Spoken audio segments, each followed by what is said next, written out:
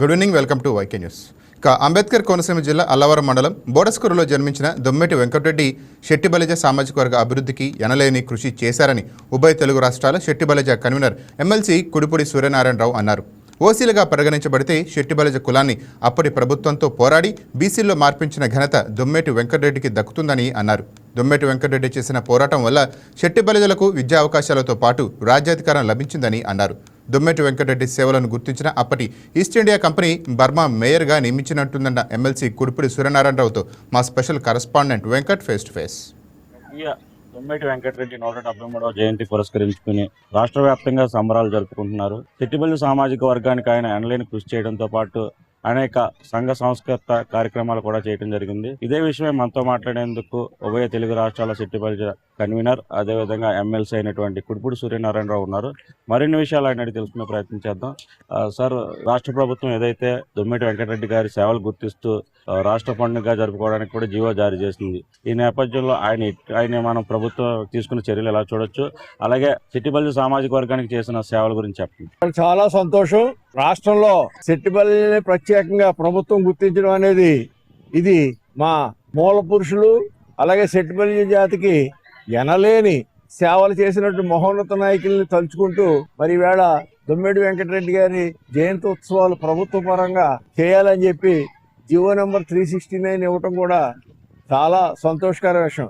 నిజం చెప్పాలంటే శెట్టిబలిజ జాతి మనుగడ తూర్పు, పశ్చిమ గోదావరి, కృష్ణా జిల్లాల్లో బ్రిటిష్ ఈస్ట్ ఇండియా కంపెనీ ఎప్పుడైతే ఎస్టాబ్లిష్ అయిందో అప్పటి నుంచి కూడా మేము అటు రాజకీయంగా అంత అభివృద్ధి చెందకపోయినా సామాజిక జీవనంలోనూ వ్యవసాయ రంగంలోనూ అలాగే బర్మా ముఖ్యంగా ఆవేళ దొమ్మెటి వెంకటరెడ్డి గారు సెకండ్ వరల్డ్ వార్ టైంలో ఈస్ట్ ఇండియా కంపెనీ తరపు నుంచి శెట్టిబలిజలంతా కూడా జస్టిస్ పార్టీ నుంచి ఆవేళ బ్రిటిష్ వారికి మద్దతు ఇవ్వడం జరిగింది.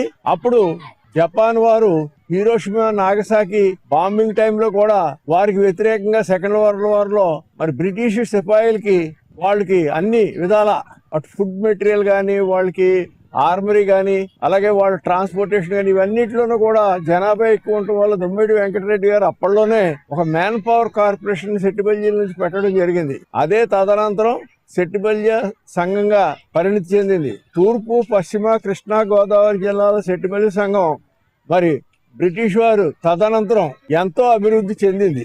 ముఖ్యంగా ఆనాడు బ్రిటిష్ వారికి దొమ్మెటి వెంకటరెడ్డి గారు చేసిన సేవలకి ప్రతిఫలంగా వారిని రంగూన్ మేయర్ గా, ఆనాడు ఏకైక భారతీయుడు రంగూన్ మేయర్ గా ఎలక్ట్ అయ్యారంటే అది ఒక్క దొమ్మెటి వెంకటరెడ్డి గారే. అలాగే అప్పట్లో బ్రిటిష్ వారు బోర్డు మెంబర్స్ గా ఉన్నటువంటి జిల్లా కమిటీలో కూడా దొమ్మెటి వెంకటరెడ్డి గారిని బోర్డు డైరెక్టర్ గా కూడా నియమించడం జరిగింది.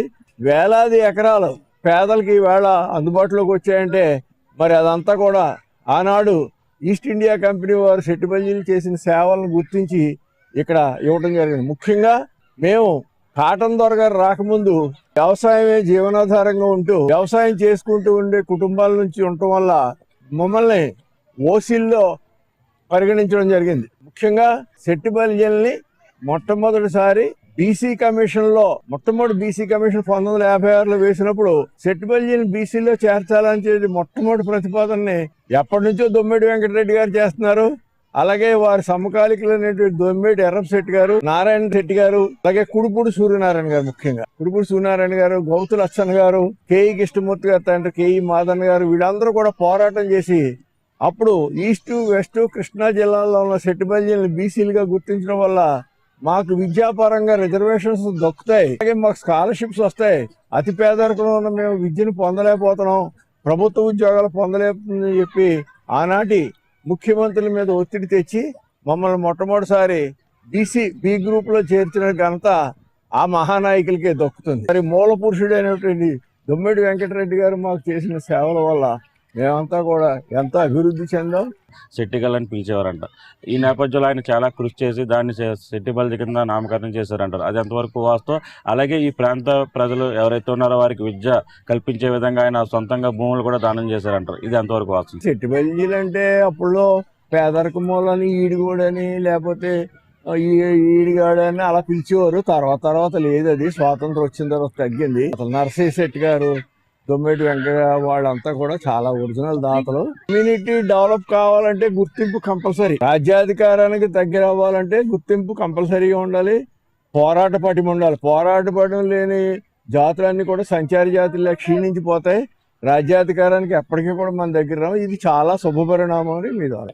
ఇదైతే అంబేద్కర్ కోనసీమ జిల్లా వాసి అయినటువంటి దొమ్మేటి వెంకటరెడ్డి గారు తమ సామాజిక వర్గానికి న్యాయం చేసే విధంగా అప్పటి నుంచి ప్రభుత్వంతో పోరాడి బీసీలుగా గుర్తించేలాగా చర్యలు తీసుకున్నారు. దీంతో చాలా మందికి విద్యా అవకాశాలతో పాటు రాజకీయ అవకాశాలు కూడా వచ్చాయని చెప్తున్నారు.